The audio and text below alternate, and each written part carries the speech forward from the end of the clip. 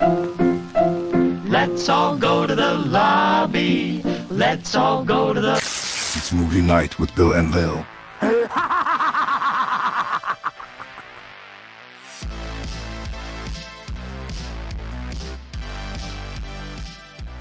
Hello.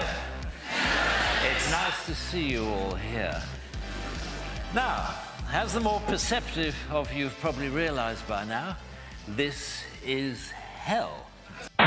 All right, episode 1. Are you excited? I'm so excited! Since this is your movie, I'll let you do the intro. Go for it. Alrighty, here we go. Are you ready, guys, gals, non-binary?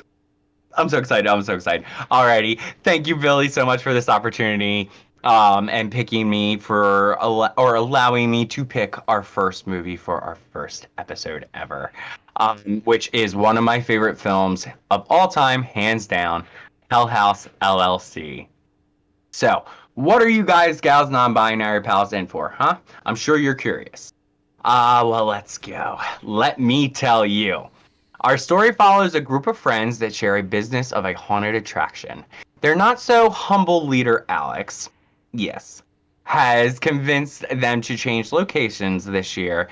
And as hesitant as they are at first, they trust their best friend and business partner and go on this endeavor to a rundown and long shut down hotel in a small town. But, what have they actually gotten themselves into? Is it just an old rundown hotel in a small town, or is hell itself lurking around the corner? Well. The answer to those questions will be answered right now. Welcome to episode 1, everybody, and thank you, Billy, for allowing me to pick this one, because I... So, I never seen this movie until you mentioned it. When I went into it, Demon House, which is the Zach Baggins movie, I had it swapped at one point in time because the only time I could watch that movie was on my AMC, which also had Shudder, which also, it was a big mess. So I finally watched Demon House, but never picked up Hell House ever again. You told me to watch it. It wasn't what I was expecting. I was expecting like a Paranormal Activity clone, but instead what I got was like independent horror at its finest. And if there's one credit I have to give is to the director and filmmaker of this film, and it's because I'll be honest, it starts off not the best. Like, it's rough. But it is. Once they get to the house, it picks up, and it's probably some of the best found footage at like its peak. I agree 100%. So, I agree. You said watch the director's cut. Me and my wife did, and there's some scenes there that like they pull off on the side of the road and they're arguing for some reason. I'm like, what's like? So the director's like, it'd be a cool shot is if they get to the side of the road, they're just standing by the fence and yelling at each other and action. And it's like, that's not really believable. Like, if I was in a car and me and my friend were bickering, we're not going to bicker on the side of the road in front of a fence. Like, that just looks so, like, I don't get it. Basically in front of everybody. Yeah. So I'm like, no, they're going to wait till they get to like a Wendy's or a gas station. And then that's when it goes full out, blown out. Right.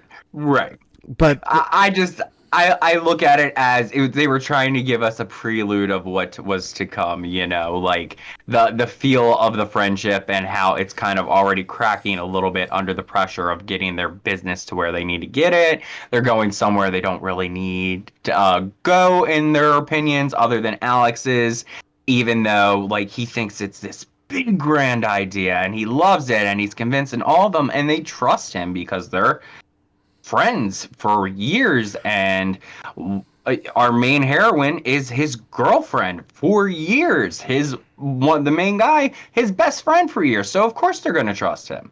So like seeing the tension early on with them arguing, I look at them since they've known each other since they were teenagers. So the bickering I kind of get, because like I get that way with people I've known forever. It's just like, come on now. Now Now you know, so I get it, but I get how you can see how, like, yeah, we're definitely not going to pull over on the side of the road and have an argument when we're trying to get somewhere. I get that. But as I agree, it is a pretty cool shot, so I think that might have been the concept of having kind of a cool shot for the argument, maybe. So I was kind of thrown off with the documentary style of it. So Yes. it starts off with this is where it gets kind of confusing real quick. So it starts off at the end, then it goes to the beginning, then it goes to the beginning of the beginning.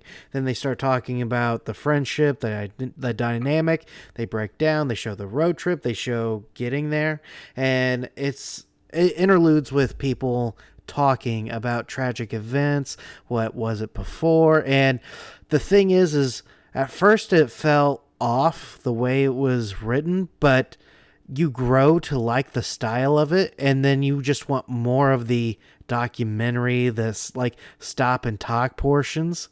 It's just I like that a lot. But let's get to the actual place, like Hell House. What did you think?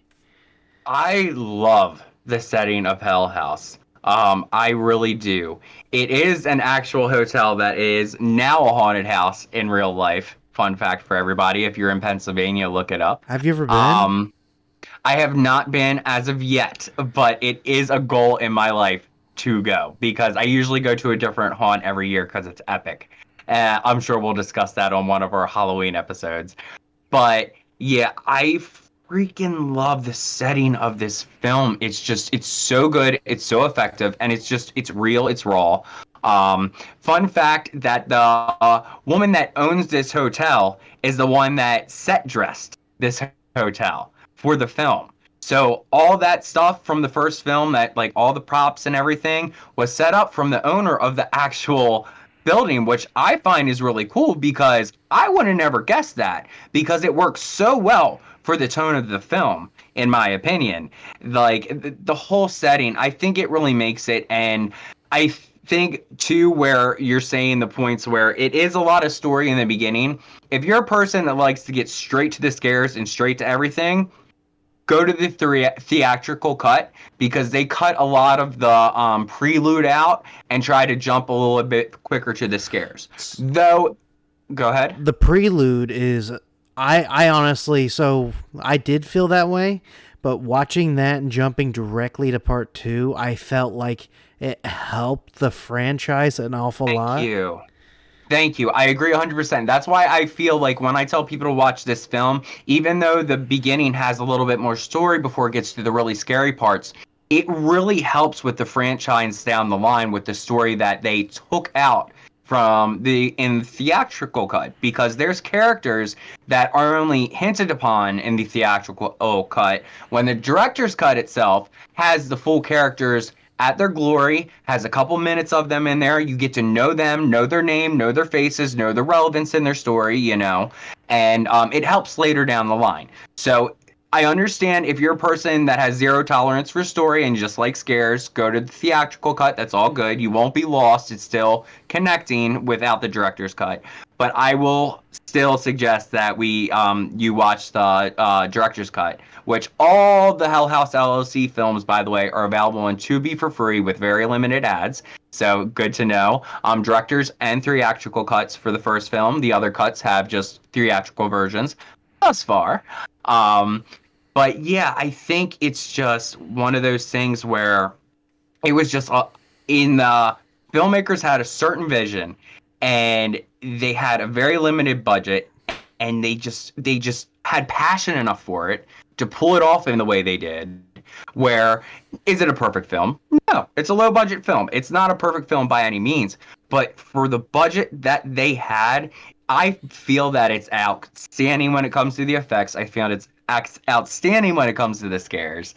The tension between the whole group, the friends dynamic is extremely believable. It's like the interactions are like what I have with my friends sometimes when we get annoyed with each other. We love each other, but we spat back and forth, just like they do in the film. So it's just very believable, and the story is just so much. There is so much to this story, and if you get interested enough, it is just a huge road to go down that it just correlate so well. They did such a good job connecting it, and there's just, the more you go, the more story it adds. That adds even to the beginning of the story. Well, in my opinion, So- the house is just as much of a character as the characters are, because it's the setting, but it expands and expands and expands. There's so many different rooms, and you get used to so many different things, the way they set up the props, where they're sleeping. So in your mind, you have like a map of how it goes, and it feels like a maze, of Nice. itself. And as the movie continues on, you see more and more rooms being shown, like the cellar and the basement, like Yes. that keeps on becoming an important role. They dive in deep in Ooh, the that next cellar, movie. man. And Oh my gosh. it's just a fun watch, and I like the maze aspect because you don't know which way's the kitchen, which way is the dining room, which way's the Nope. basement, and it feels like I don't know how to explain it. They have the handheld camera, and you think they're going one way, but it's another. It's a fun. It's like you're actually at the haunted house. Yes. Yes, it's like a full-blown immersive experience. It's like you're there with them as one of their friends, and you're just there and experiencing this. Because if you're a person that can really sit and get into horror or film like we can, and you can feel the tension in this film and feel like just, as we're saying, the house itself, the hotel itself is just a huge part, because as many times as I've seen this film, if I go to this hotel in real life, I don't think I'm going to be able to find my way around it, because it's just one of those things where you think it would be so simplistic by looking at it on the outside. But once you get in there, it's kind of like almost the hotel from The Shining, in a sense. Like it's like you think you would know where you were going, but at the same time, oh crap, am I going the right way? Am I not going the right way?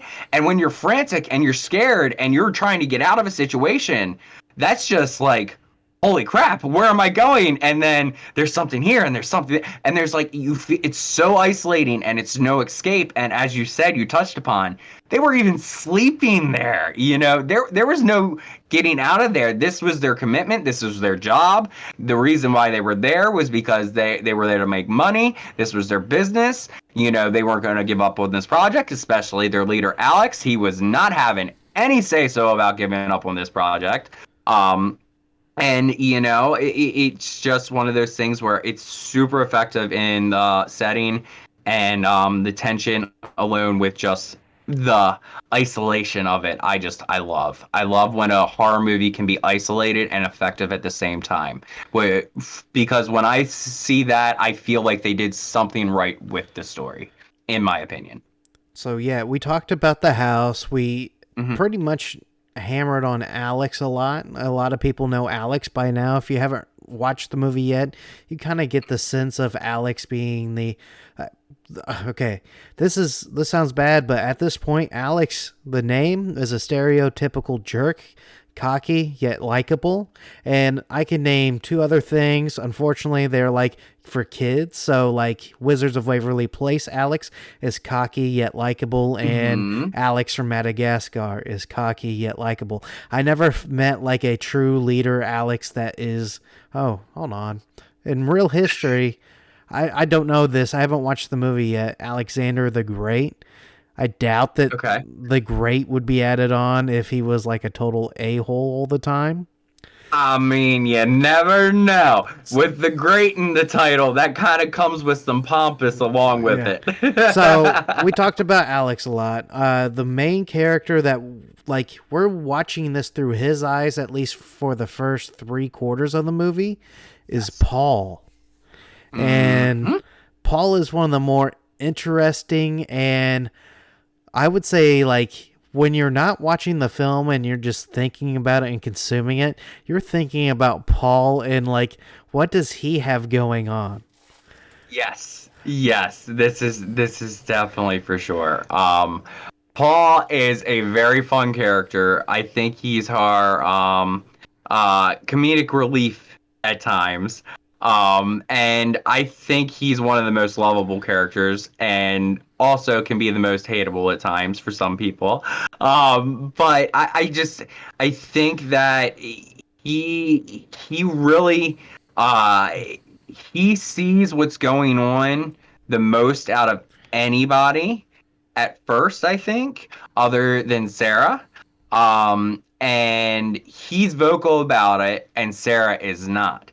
So, he's trying to go through this process. Fun fact, that hallway scene with the strobe light, That was if you know what I'm real. referencing to, Yep. yes, he actually got sick Sick. because he got so freaked out filming that scene. So when he gets sick in this film, guys, gals, non-binary pals, he's actually getting sick because he was so terrified and so overwhelmed filming this scene. And the strobe light hallway scene is still, to this day, one of my favorite scenes. Because it was just, it's terrifying enough to scare the actor. You can just imagine how terrifying it is, like, for us, It's just, the stuff they do is so well done. So well done.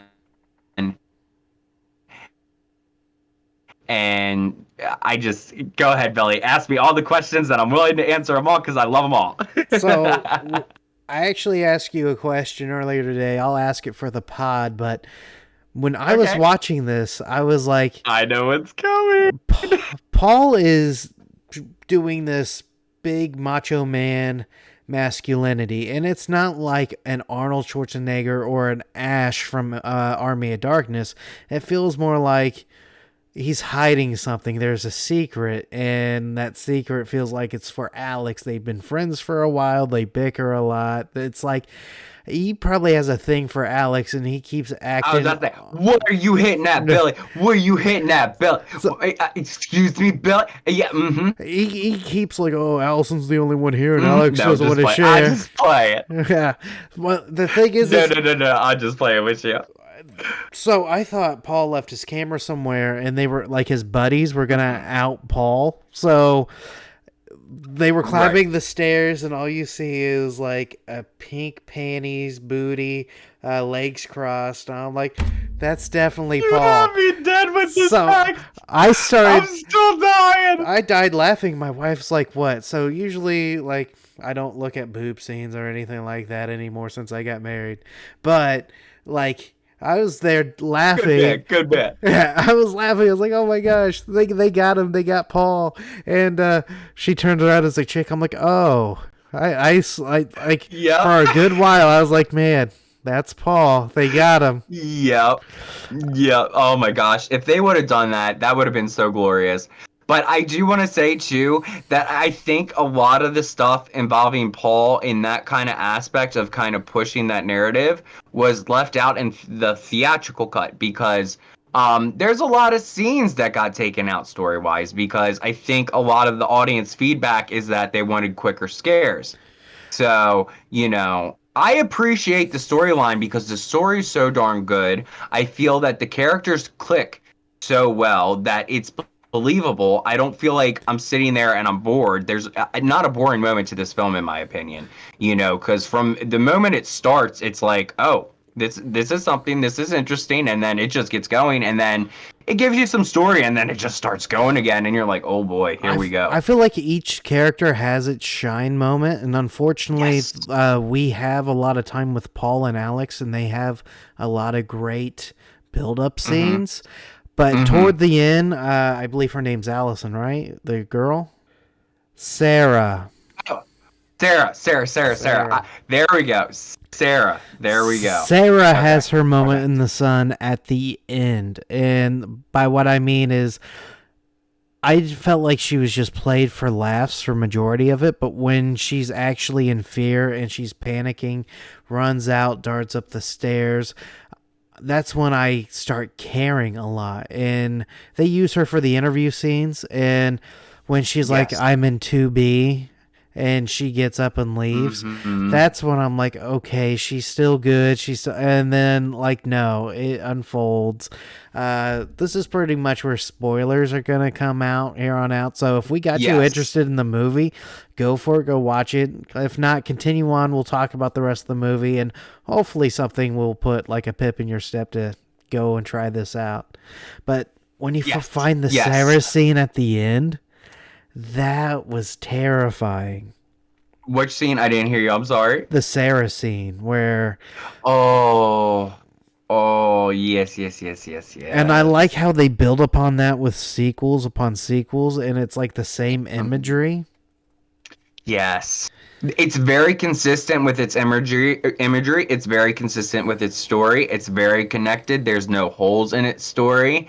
And the farther it goes, the more it adds, and you think like with a lot of franchises, when they add stuff that adds to something that a film that has already happened, it doesn't always add in a good way. Hell House LLC trilogy, I feel the further it goes, the more the story they add just makes it even better, opposed to throwing it off with which some films tend to do. I completely agree and disagree at the same time.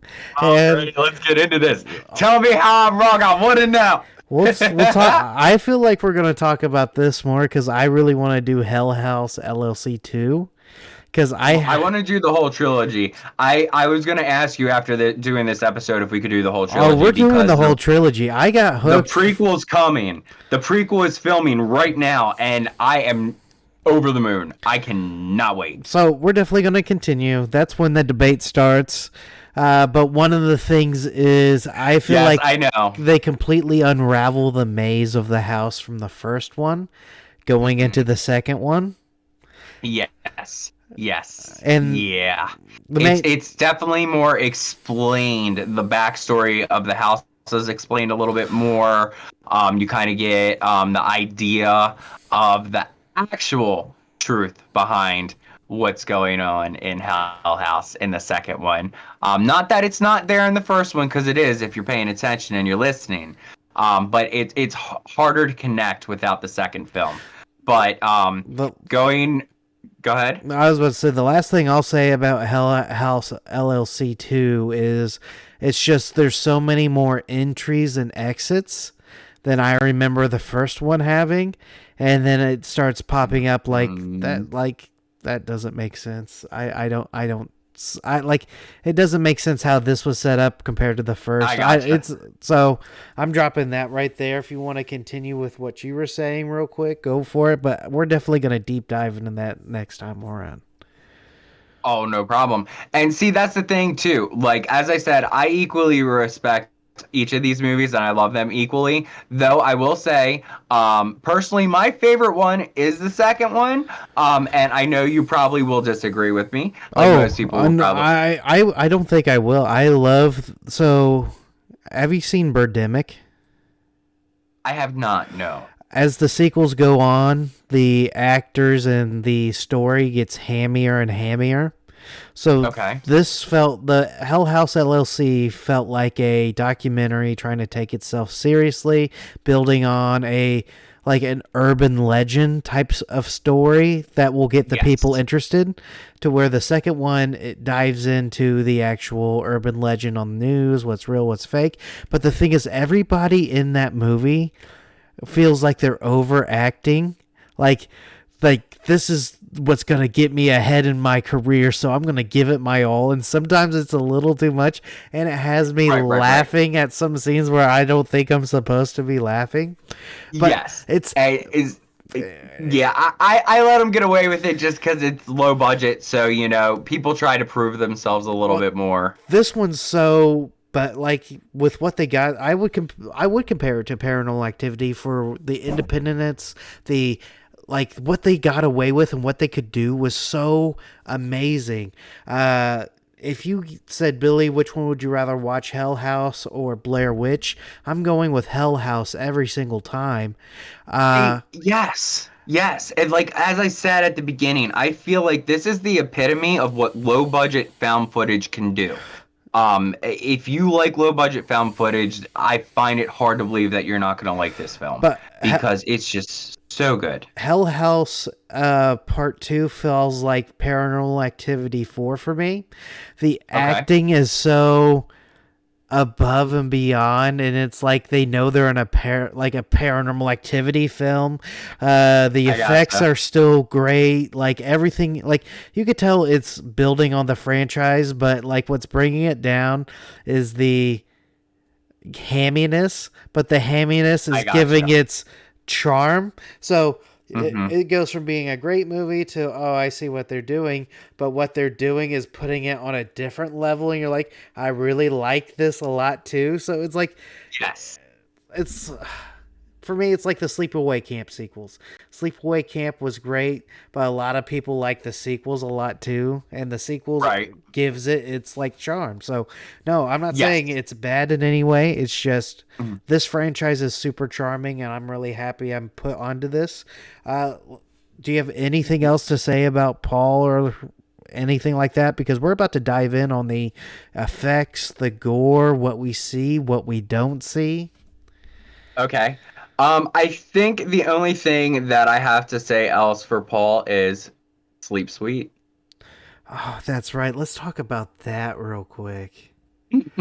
So this is where I think his heterosexual kind of dips for me. So because we're watching this, there's this creepy girl at the foot of, like, entryway of door, foot of his bed. This woman terrifies my niece, who is now 20 years old, to the point where she still covers her face when this scene comes on, because I watch it almost every time she comes over, because it's just my movie, you know? And she can't, it's just, that woman is just terrifying to her, and she terrifies me too, don't get me wrong. I'm like, ooh, girl. As it's rolling out, it's like you see her and you're like, hey, baby. Like, I thought there was only one chick in that house. How you, like, no, this guy was like, oh, what the hell? Like, he's immediately scared. Yes. You're like day 35 with no woman. Like, you're right. And over top of that, there was a woman that he was potentially interested in, supposedly, who was beautiful, in my opinion, that it could have been her. So, yes, your theory is a very big possibility. Then he looks away, he looks back, she flashes her eyes, and her eyes, that's what scares the crap out of me. Facts. Just like the practical makeup, the makeup makes it, because it's not like... It doesn't look fake to me. It looks like something that's very believable that could be in my room and like what is this thing? But like, you know what I mean? Yep. And instead of grabbing the camera, using a weapon, he or even, this is my thing, I'll be like, you know what? That's not a deal breaker. I can use a bag. Like if I was really doing toxic masculinity, I will go into toxic masculinity. Like, here's a bag, baby. Let's put a bag over that, and we're good to go. No. You had me dying earlier, Billy. I was like, just put a bag over it. I'm like, oh my god. He just screams, hides under the blanket. Like, seriously, when does that ever fix a situation? No. Here, Billy, this is where you gotta put a clip in from Girls Will Be Girls, where he puts a bag over her head, I'm sorry, it's not a bag. He puts a magazine over her face, and it's like, oh my god, I can't. It just reminds me of that scene. I mean, you gotta do what you gotta do. But anyways, yes. You know what's gonna happen, and he stays underneath that blanket for like a godly amount of time. My wife is just staring at me, saying, "I'm not looking. I'm like, she's been saying this for like, it felt like forever. It felt like, I'm like, come on. And as soon as they lift up, it seriously is terrifying. I understand why your niece, who's 20 years old, with the sound, the look of it, just like the whole, just. Yes. Mm-hmm. It's the eyes. Go ahead, It's the eyes. It's the eyes. It's definitely the eyes, and it is like and it's just that stare, because it's just like, yep. You know, kind of like a bird looks at you, like curious, like, oh, you're interesting. Can I play with you? You know. So, have you seen A Haunted House? Yes, I have. Is that the one with is that the spoof? Is Yeah, that the it's spoof? with Yes. Marlon Wayne. Like, Yes. honestly, it's situations like Yes. that. I feel like I'd be like Cedric the Entertainer. Like he was a prisoner that became a priest, and he's like, "What is she doing?" Like it sounds kind of like that Busta Rhymes shit. Like, like, Yes. I Oh yeah. Are you talking about when she's like talking in tongues? yes. So like, Yes. it's situations like that. Like when the heads turn. Like I couldn't take any of this seriously. I would be making jokes, or like I'd be actually hitting things or getting the heck out of there. I know later on in the movie they don't really have that like that option anymore. But the thing Right. is in this movie, it's This house likes to play with you. yeah. This house likes to scare you and play with its food before it devours you. And with And I the love it. thing with Paul is like he got fooled not once, not twice, but like 5 or 6 times. And it's like, dude, you didn't learn. You didn't learn at all. Right. You like Right, you I kind of mean- deserve this. Yeah, hey, it actually kind of puts like his friendship, like it shows you how committed he was to his projects. And Alex is always and Paul are like a lot of them are like down talking him to about his commitment to the projects, and I find that he busts his butt just like everybody else with the project, you know. So I find that that he really was one of those characters that was screaming at them, hey, this is going on, we need to get the hell out of here, and nobody listened. And you can see just Sarah sitting there just like, I know what's going on, but I can't say anything because I love my man and I don't want to ruin this for him. While she doesn't know what he's doing in his little notebook and all these crazy little things he's thinking about, which is another thing that they excluded from the theatrical cut. Really? You did not see detailed looks into his notebook in the theatrical cut. So that is a good one. Another reason to watch the director's cut. That seems very important. It does. I kind of want to go back now and rewatch the theatrical because as much as I didn't really drag the first half. Like I'm just saying it was very, very unexpected, but it benefits tremendously. I did not know in the middle of the movies they were taking important stuff out like that. Yeah, and see, I didn't either because for years and years and years, I loved this film without even knowing that there was this extra stuff. And then this director's cut comes out, and it literally adds at least 45 minutes, I believe, to the film, which is a definitely crazy does. amount of time. And I love every second of it from somebody that loves this film. If you're a person that, as I said, if you're a person that doesn't like long run times, you want to get really quickly to the scares, try out the theatrical first and then go into the director's.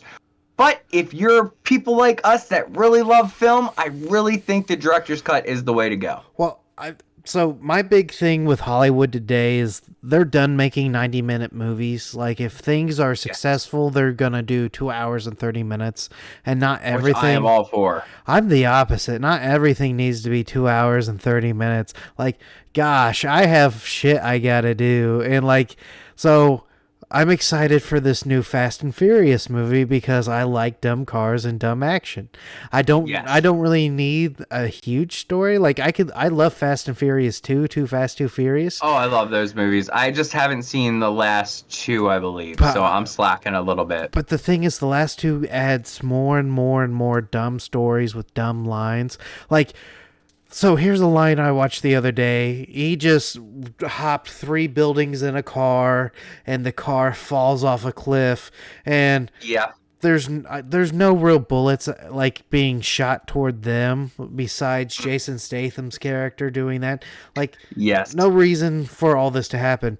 And the first line out of Vin Diesel's mouth looking at Brian is, "Do you miss the bullets, Brian?" I'm like, your driving skills is not the bullets. Like that. Like what the fuck is this writing? It gets out of my skin. I love it. And then Guardians. I went and I was like, okay, 3:00 Guardians. I should be. I heard mixed things about that actually. I love it. I love beginning to end. It was a fun ride. I highly recommend that movie. But my issue is I go in at 3. I leave the theater around like 7.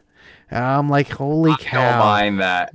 See, I get how people hate that because it's like all day and it's like I do have a life to live here. But me personally, I'm like, if I see, the thing is though too, I don't traditionally go to the theater unless it's a horror movie. So I love horror enough to sit there for 3 hours and watch a good horror movie personally. I that's why I rarely go to the theaters outside of horror, because I don't enjoy stuff enough to see it in the theater setting. However, I did see Doctor Strange because we all know who made that. And the Universe of Madness, was that, or Multiverse of Madness? There we go. Yes. We all know who made that, and I adored every second of that. I loved our Blood Queen. Oh my gosh, yes, Wanda. We love Miss Wanda over here. She was awesome. But yes. Going back to Hell House, yeah, it's just. Go ahead. Is there any more points you want to bring up? I told my wife, so we saw Amazon Prime because it had 0 commercials. It was an hour and 30 minutes. I was like, hey, I was told to watch the director's cut. We press play, and she's like, 2 hours and 45 minutes. I'm like, it's probably not that long. There's like, there's not the commercials, the credits at the end, and at the beginning of the movie, they're like, hey, stick around for behind the scenes. And I'm like, oh, so it's not 2 hours and 45 minutes. It's just going to be like 2 hours and like 15 minutes. There's so many behind the scenes, they're going to do that. No, it was 2 hours and 40 minutes of like nonstop. And the thing is, but hey, you got a director's intro with it, even on the streaming service, which I think is cool because you usually don't get the intro unless you buy the physical copy. Copies, that's fair. Yeah, so I did enjoy that they put that in the streaming services. But like, yeah, I just feel like an idiot sometimes, like trying to like, yeah, let's check this out. This one did not feel like 2 hours and 40 minutes, though. I wasn't checking the watch. I felt like you press start, you ended. And like I said, I jumped immediately into part 2. So it's like you were craving for more. It's not the movies that are coming out today. But I can see why people are like, let's just jump to the scares, jump to the cuts. And yes. Yes, there's a lot of people, like... See, horror is very different for different people, you know? Like, some people don't go to horror to get a good story out of it. They just go to get terrified, which I understand. So, like, that's why... But at the same time, like, a lot of the time when horror gets cut up, the best parts get cut out. And that's why I always lean towards the unrated or the director's cut, because, like, I want to see the true vision of a film. For example, why I just recently bought Infinity Pool Uncut. Got a little scammed with that one because the code it came with was from Canada, and I was on the phone with iTunes for over an hour trying to get a new code, so I only bought a physical disc and not a code with it. So I'm not overly mad because I got the uncut version, which is very sexual. You thought the original version was sexual. This one's even more sexual. But Infinity Pool was one of my favorite this year or last year, whichever it dropped. I can't even remember at this point anymore. It dropped at Sundance, which is how I got to know it. The Onyx movie, right there. Went to Sundance, and I bought 2 tickets, which was, I felt stupid because Infinity Pool came out to theaters, I think, like a month later, if not weeks. And the tickets were kind of expensive for streamers. At least I didn't go in person. Mm-hmm. But Infinity Pool is in my top 10 of this year. In fact, I'm pulling up Letterboxd now. I'm keeping track of all. Good. It's number 3, and I've seen 15 movies this year, or 15 horror movies that came out in 2023 this year. So for being number 3 out of 15, that's pretty gosh darn good. Yes. That movie is a roller coaster on its own, and I'm sure we'll probably end up doing an episode about it down the line if we're both interested enough in it, which I definitely am. Me too. Yeah, Hell House, going to the aspect of how it goes and how it processes throughout it after getting through the initial story and getting down to the effects and the scares. Through your perspective first, since I've seen it a bunch of times, how do you think the effects did and how do you think the scares were in this original Hell House LLC? So And do you think there were enough for the runtime? There you go. There's another good one. At the beginning, I was nervous. I was nervous as heck because the little shots we got, I was like, oh no, it's a cutaway horror film. Like, as soon as it's going to get good, the camera's going to move away and run away. I'm like, no, what I want is to see. And yes, later on in the film, in fact, I would say within the first 30 minutes, where there's this big boy that can pop his eye out. He's going to be an actor. He's going to be the only functioning actor that's not a dummy or a puppet or something like that. Later on in the film, you see him walking around, but no, he's not even there. It's a dummy. And so the dummy effects, the way they got all the dummies to look like people freaked me the heck out. Okay, yes. Massive trigger warning for those that don't like clowns, because there is a heavy use of clowns in this film, and it's very effective. And there are scenes that involve this black and white clown. I don't believe he has an actual name. I could be wrong. But he is kind of the mascot for the franchise. If you find them on Facebook, he's the face on Facebook. He is kind of one of our main paranormal teasers in this film, for lack of a better word. He likes to pop his head out and scare people, and oh boy is he terrifying, and oh boy is he effective. For me, it's the night where they all wake up and he's at like the bottom of the stairs and they have to get around him. The anticipation and the stress of that scene, it gives me anxiety. Grab them? Yeah. Does he grab them? You know, it's like, oh my God, what's gonna happen? What's gonna happen? So you know, that's all good. The effects going on. I think I could be wrong. I remember only seeing blood once. There is not a lot of gore in this film, and from a gorehound, me being a gorehound, if I like this film and there's not a lot of gore, that's saying something. Because I am a gorehound to gorehound. I love extreme cinema, but the scene they use is very. So if you're struggling with depression and all that, the visual representation of like that, he was possessed. It wasn't like he did it himself, but on camera usually you see like it would be like waist down, you hear what he's doing, and then blood drips. No, you actually see what he did on camera. Camera gets kicked or smashed or whatever, but like it showed it all, and I'm like, oh my gosh, like, and like, so we've been talking about the budget the whole time for what they did, for what they did, like seriously, for what they did for that shot was so, like, I don't remember the noise, the sound, the gurgling, you know, like struggling for breath, like just the sound in that scene with the blood and just like the gasping and the.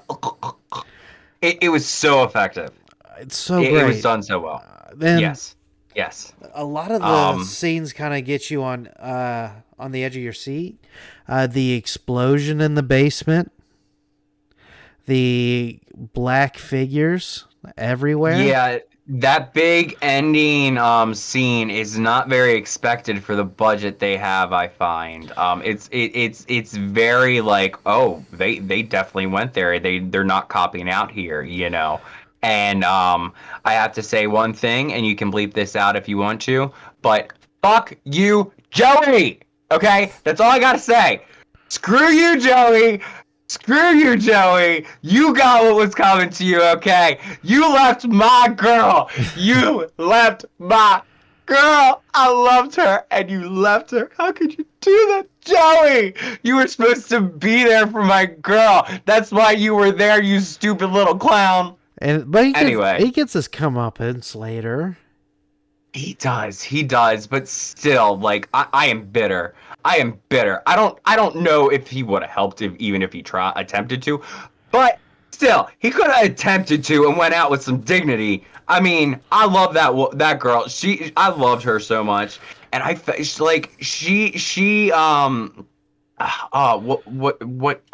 why when I'm talking about it did the name slip out of my head? The girl they hire to be the main actress in The Haunt. She's one of my favorite characters, though she doesn't have like the hugest amount of screen time. I think she's very likable, she's enjoyable, and she really puts their trust in them. And well, let's just say that since I feel like we're going to be teasing what movie this is tomorrow with our episode 0, I feel comfortable with spoilers in this episode, so they're going to know what to watch before they watch this. Yep. It's just, you know, I don't know. I can't not talk about everything about this movie. I get so scrambled sometimes because I want to talk about everything, and it's so beautiful. It's so beautiful. I love it, and everything in the way that fun fact, going back to when she's talking in tongues, would you like to know what she's actually saying in tongues? Yeah, I didn't know. Go ahead. Yes. She says, when I got to the front door, there were police. That's what she's saying in tongues. So, as we know that we'll talk more about it when we get into 2 because it goes more into it. But with this one, when you're watching it, look out for things in the corner of your eye. Listen to what they tell you, because not a single line is wasted in this film. Oh. One line can tell you so much about what's going on. And one photo can tell you so much about what's going on. Well, there's subtle camera Easter eggs when, like, they're running. You can slow it down. If you see something, it's probably something. When they go back and they were looking for Sarah, or what's her name? Is it Sarah? Yeah, Sarah. Yeah. Sarah. Why do you keep confusing me? I know. No, I'm just playing. Well, there was a dummy standing there. It's one of the figures. They looked in the corner. They looked back. There's a person in flannel there. And I had to pause it for my wife. I'm like, I think that's not a dummy. There's somebody different there. And we watched it. So it kind of, there's rewatchability. There's Easter eggs that you can go back. So much rewatchability and Easter eggs in this film. And what kills me is the next day I thought there was going to be like a YouTube video breaking down. Like, I wanted to do my research about this movie. There's only, I think, 2 other people like that covered this movie, and they're not like breaking it down. No, see, that's the thing. I have so much passion for this film, and I want everybody to know about it because it's so good. But I find it so underrated, even though it's like on every streaming service. And it was on Shudder, and a lot of people on Horror Talk know what Shudder is, People, I think, overlook this one because when they read the description, it's just like, oh, another one of those found footage movies. When it's not. This one actually has so much passion behind it and so much story, and they cared about what they were doing. This wasn't just a moneymaker. They got a group of people together that enjoyed film and made a great film and continued with it because they had people that thankfully backed them and believed in their story, which we need more in the horror community because the more we do this, the better stories we get. They don't have to be multi-million dollar budget movies to be brilliant movies in the horror world or in any genre for that matter. All you need is a good script, commitment, and the right people to do it. And I think Hell House is the epitome of getting the right people together and doing something and having a vision in mind and completely nailing that vision.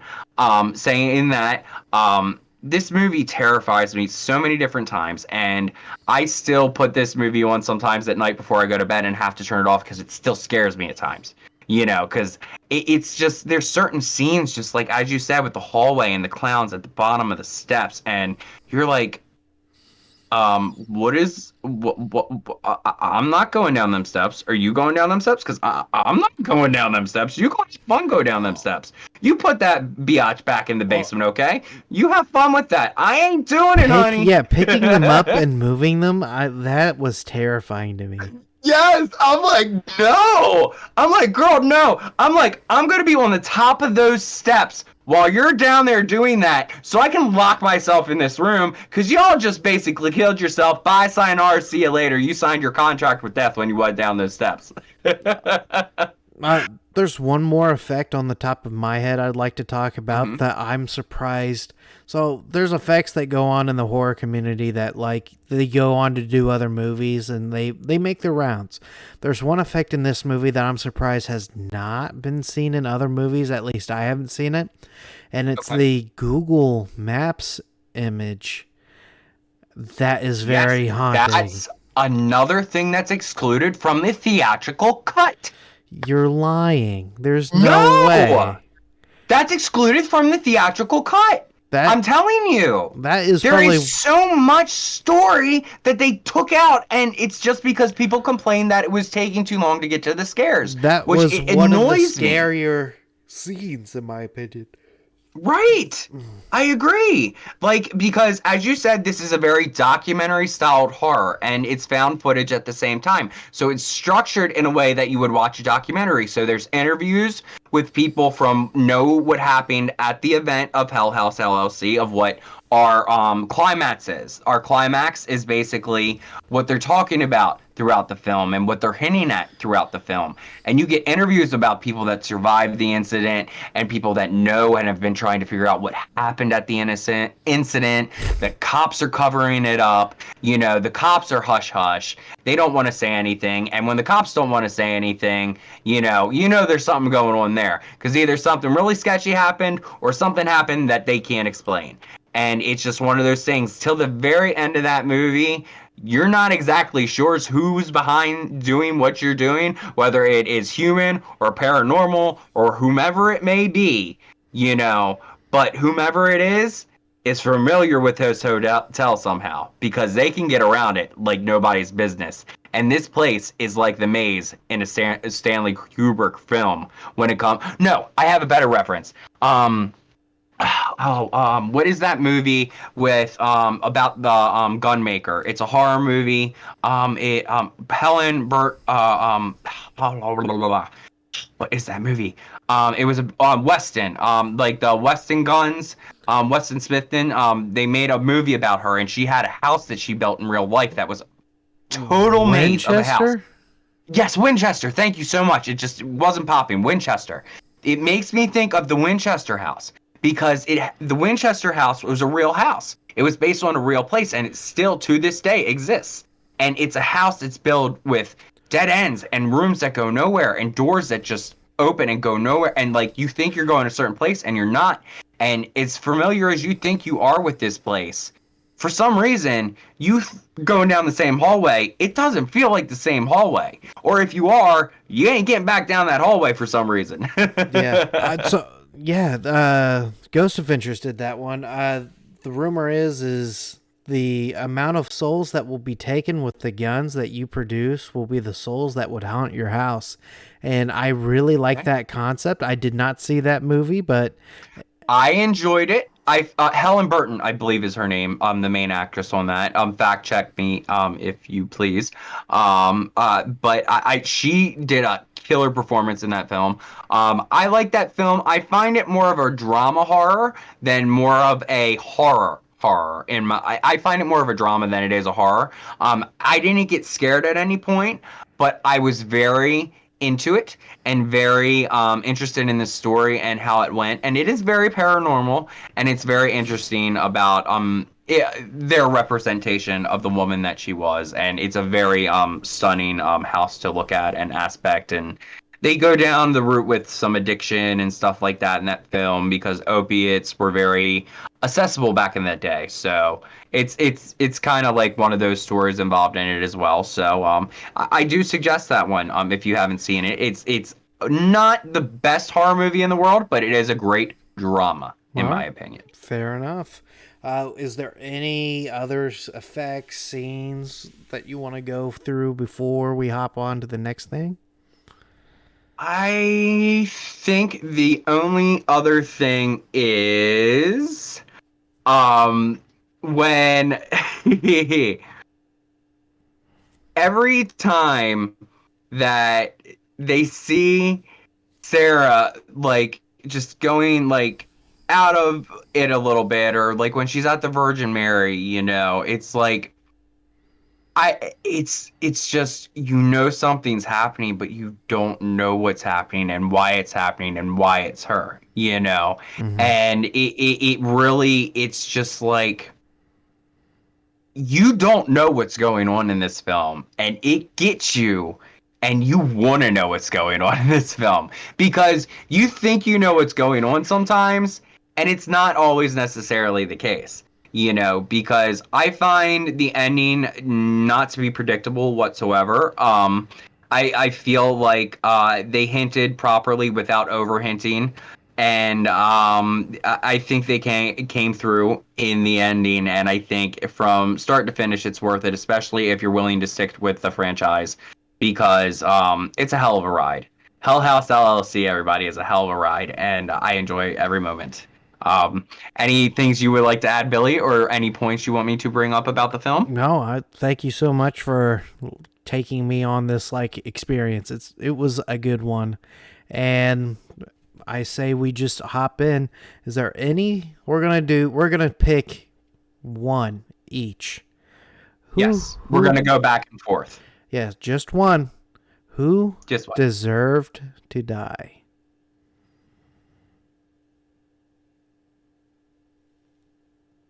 I know. I'm thinking because I don't want to spoil a sequel, so I gotta look at the aspect of only at the first one of what we know in the first one. Only at the first one.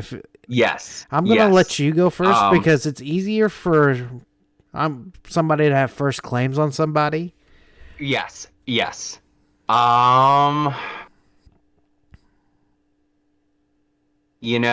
I really think Alex had it coming to him. I do. I'm sorry. I do. I don't hate Alex. I don't, especially within the sequels. Though I'm not gonna say Alex is innocent, because he's far from innocent in this story, and you will find that out later. But Alex is definitely one that literally is the turmoil of the friendship group. As much as he is their leader and he's gotten them far with their company and they have a successful company, he is not the best leader in the world. And the reason he got his leader status is because his partner's his best friend, his girlfriend's his other partner, and his other two partners were his first hire.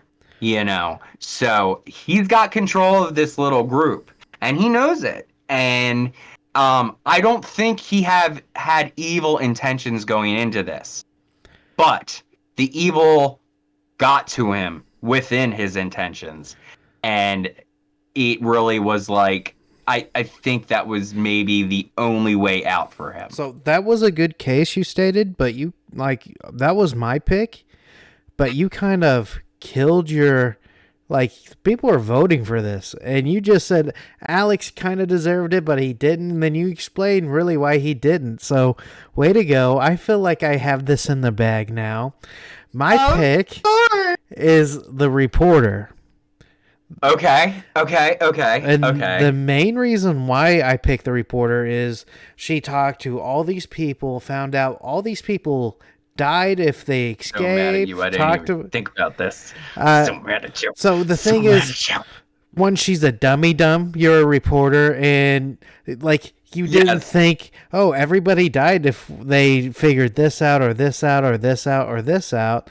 The only one that they thought survived was Sarah, and you find out she's in room 3B, but she's not there. Okay, how many red flags do you need to get before you're like, you know what, maybe this is a bad idea. She got like 50 of them. She ignored them all. Yeah, she deserves to die. I agree to an extent.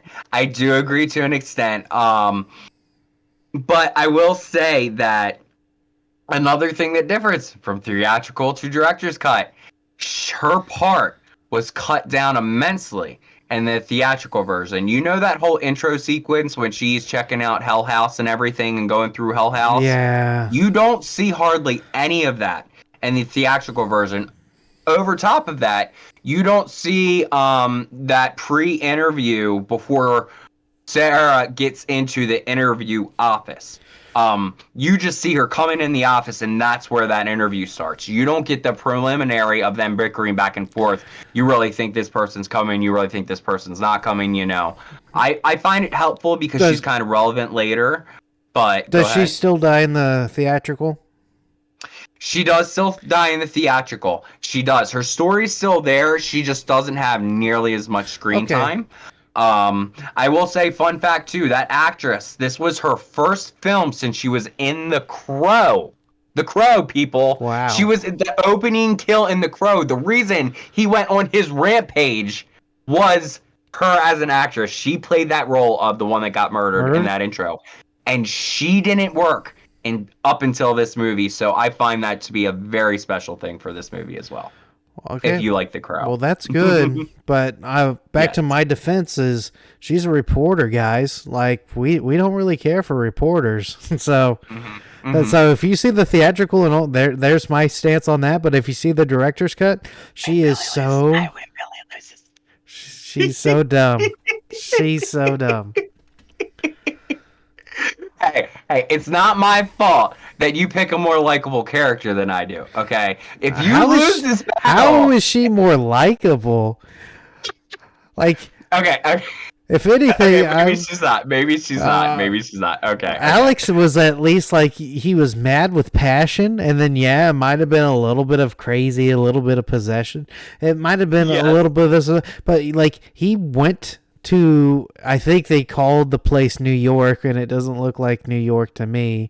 Like, they went to this place, and they're like, we're going to do this place. He had passion. He did everything he needed to do as a business owner to make this business thrive.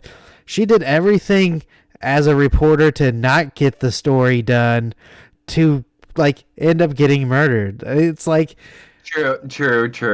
She kind of walked to her own fate in that sense, because, like, you know, I wouldn't have been opening that door. I like, even like getting her in, and she was like Sarah getting her in and sitting down talking, and she's acting all like that. Like, she leaves the tape, she leaves everything.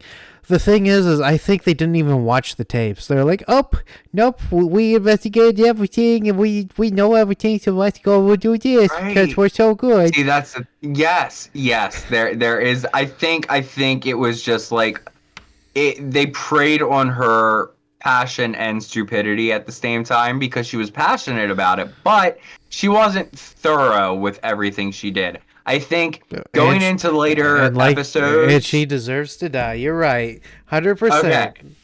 Okay. I never said this, Mr. Billy D. Okay? Never said this. But we're going to go more on this topic on the sequel, because I have more discussions about Little Miss Diane when we get to the sequel. Okay. Sounds good. Okay. So what we're going to do is let's go ahead and announce the next film. Okay, this is your pick, so you get to announce it. What's it gonna be? Is it my pick? Is it my pick, or is there a guy named Papa Meat, aka Meat Canyon, that's gonna tell us what to watch? So I'm gonna use that for the next video. I'm gonna go ahead and tell you guys, go ahead and watch Rob Zombie's House of 1,000 Corpses. I'm gonna scream, not only because I love that movie and baby is my spirit animal, but Papa Me. Oh my god. Did you watch the intro I sent you? I did. And I sent it to my niece, and I was like, I am one person away from this, man. You do know this. And she was freaking out. We love his content. It's amazing. So, yeah, thank you for the recommendation, Meat Canyon. We're going to do that. And at the end of every podcast, we're going to end it with a game because this game's being played on TikTok all the time, and this is where we're from. We are natural-born TikTokers. So this game's called Blind Ranking. I'm going to give you 5 slots, and we're going to fill up those 5 slots. And you can put this movie in any of those 5 slots, but you cannot change it after you say it. AKA Billy's version of trolling me. Pretty much. So let's do. I made several lists for future films. All right. I think I got it. You ready? Okay. Oh, I'm not ready, but let's go, baby. Hocus Pocus. Oh, because I know what you're gonna do to me. I know you're gonna put the remake on here. There's a remake of Hocus Pocus? Or not remake, a sequel. I'm sorry, sequel. Did you like the sequel? Yeah.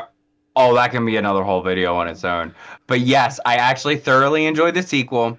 I think the little actresses they picked were amazing. They did an amazing job.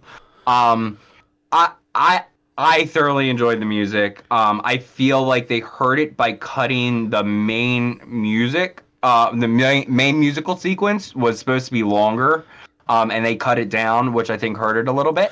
But I, to this day, rock out to the music from the sequel in my car. And so. I can't wait to debate about that film because I did not like it at all.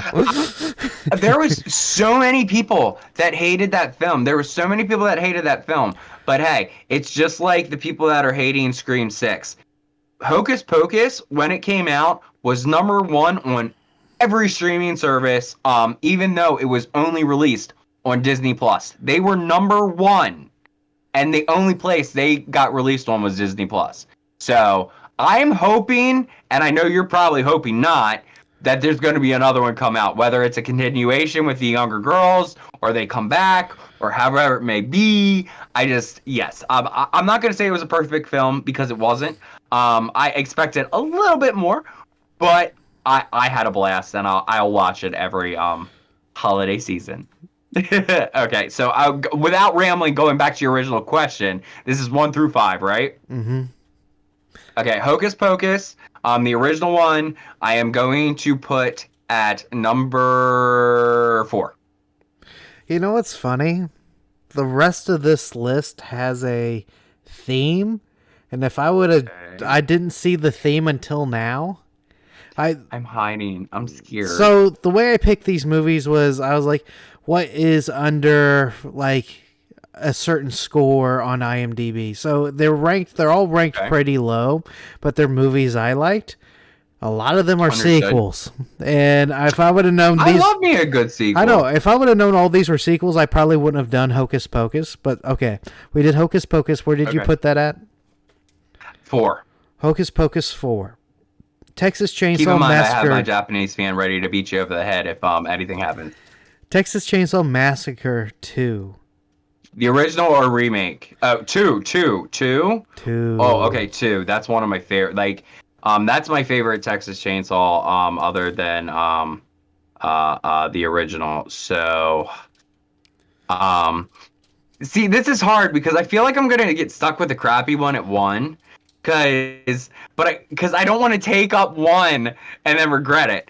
But I'm going to give Texas Chainsaw 2 the #1 slot because that one, out of every single sequel that has come out of Texas Chainsaw franchise, I think that one respected its source material the most, and it had the most grindhouse feel out of any of them compared to the original. So that is going to take my #1 slot. So #1 is Texas Chainsaw Massacre 2, and you put Hocus Pocus at 4, right?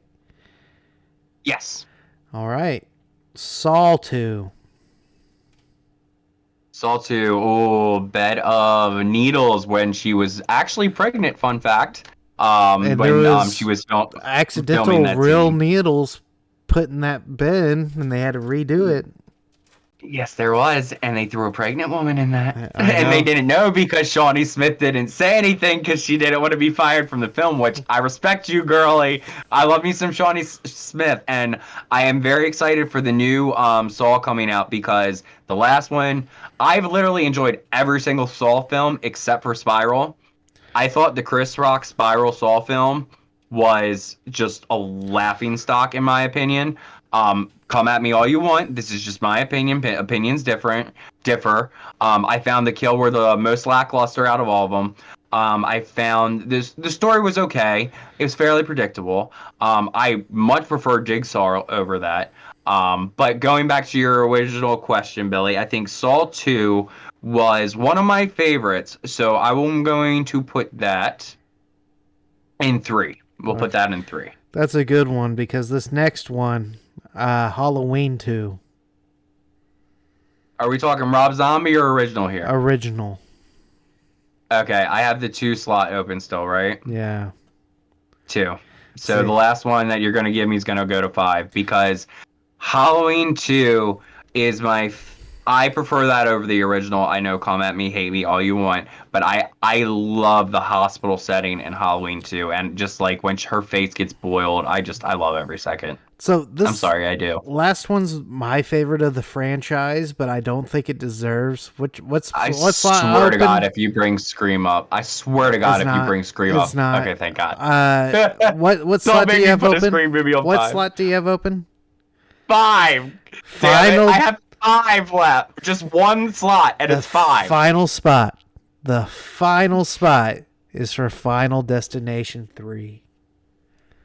I'll take it. You'll take I'll it? take it. I'll take it. I will take that one. Because wasn't that the one that came out? Was that the one that came out in 3D? Am I incorrect? No, the one after that did. could be So incorrect. first one was the highway, or no, not the highway, the airplane for the first one. Oh, this. The second Yes, one was the got that one. highway. Second one was the highway. The third Now we're one- gonna forget that log scene because every time I. Yep. Third Mhm. one was the roller coaster amusement park. Yes. Okay. Yes. Definitely 5 because honestly, not gonna lie, that was my least favorite of the franchise. Really? I went to the theater to see that. I went to the theater to see that one, and when I say that, it doesn't mean I didn't like the film because I did thoroughly enjoy the film. But for the franchise as a whole, that was my least favorite. Not gonna lie. That's a hot take. No, I do live in a resort town, and we have a boardwalk, which is amusement rides at the end, and we have a couple roller coasters.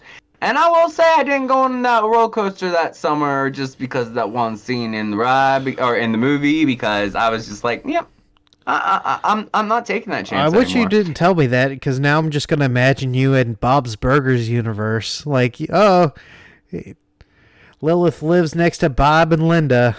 You literally just made my niece's life. You made my niece's life. She is all about the animated, and she loves some Bob's Burgers. She wants me to watch it so bad. I've seen a bunch of episodes. Well, not a bunch of episodes. I've seen a few episodes, but I love the comedy they have in that show, and I love the family aspect because I find it's actually, as ridiculous as it is, it's very believable to me how that family acts. I think you would like Bobcore a lot. Okay. If you look it up, it's like emo music, but with Bob. Hey, there's nothing wrong with emo music. Not at all. Have you seen my hair? But if you watch Bob's Burgers and you see how he is, it's just hilarious listening to that kind of music. It's kind of like Metal Flanders for me. Okay. I love it. I'm definitely watching. Yeah, I'm definitely watching. All right. Oh boy. I think this is the end of the first episode. We made it. Is it? Did we make it? Yeah, we're Did both we do alive. it? We're both alive. Oh my I can't gosh. believe it. Just making sure there was no clowns over there because, it's just... You know, one of these I'm friends times, with the- since you started, now there's going to be a clown eventually. It's going to happen. Okay. I'm friends with the girl that lives in my closet, the girl that lives in my ceiling, and the girl that lives under my bed. We're all cool, okay? We're cool. As long as they don't scare me or itch my face with their hair, we're good, okay? They can chill in my room. But the ones that try to scare me, those are the ones that we have to have a calm discussion or not so calm discussion and discuss how they need to get the hell out of my house because you're not very nice. All right. Well, thank you guys for watching. There is going to be some bonus content on the YouTube side, so please check that out. Yes. And It's soon as Billy sends me the link to everything, I will send you the links to everything. as soon as I get done with editing everything, because honestly, Yes. what you guys are getting on the Spotify side, the Amazon Music, Apple Podcasts, wherever you get your podcasts from, you guys are strictly getting the audio, which is great. I'll still add some things or two. And the bonus content is strictly just for YouTube. YouTube, I'm going to go all out for. You're going to get some visual references. You're going to get some, it's going to be a ride. It's going to be an actual show, and I hope you guys enjoy it there. The bonus content's for that. The main goal is... I think the YouTube is where it's going to shine the most, though I love that this is a podcast because you can take us in your pocket. You can take horror talk anywhere now and have a film discussion that's passionate and fun and jokey and just have a good day with somebody, even if you're not feeling like you're having a good day. That's what we're here for. We want to make your day better with talking about film, especially horror film, because it's my passion, and I know Billy loves himself some horror as well.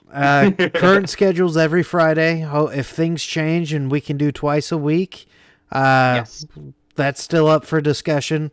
We're just starting. This is episode 1, so things can change in the future. We could do 2 a week. I would love to do 2 a week. The main reason why is because there's so many movies to talk about, and so little time. There is.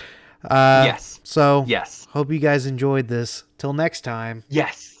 Till next time. Thank you guys, gals, non-binary pals, for joining. I'm so excited. Thank you for coming along on this journey with us. Thank you, Billy D, for allowing me to come on this journey with you. Here is to great and grand things. And thank you, Horror Talk. Thank you, everybody. Hope to see you in the next one.